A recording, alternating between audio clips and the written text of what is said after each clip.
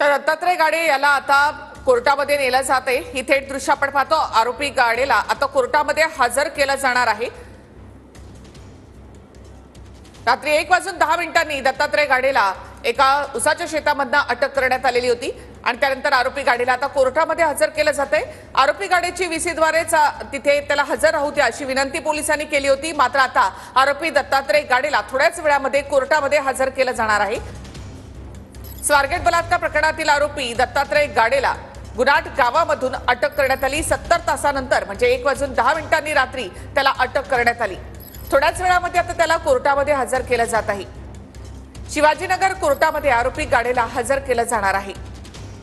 स्वारगेट अत्याचार प्रकरणामध्ये दत्तात्रय गाडेला थोड्याच वेळामध्ये आता कोर्टात हजर केलं जाईल। आरोपीला घेऊन आता पोलीस कोर्टाकडे रवाना झालेले आहेत। या प्रकरणानंतर पुण्यामध्ये आणि संपूर्ण महाराष्ट्रातच तीव्र प्रतिक्रिया उमटलेल्या आहेत। आरोपीला जास्तीत जास्त शिक्षा झाली पाहिजे अशी मागणी केली जाते। त्याचबरोबर आरोपीला फाशीची शिक्षा द्या अशी मागणी पुणेकरांकडून करण्यात आली आहे।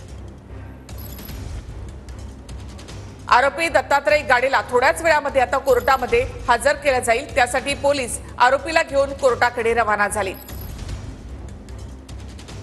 70 तासानंतर गुनाट गावामधून आरोपी दत्तात्रय गाडे याला पोलिसांनी अटक केली।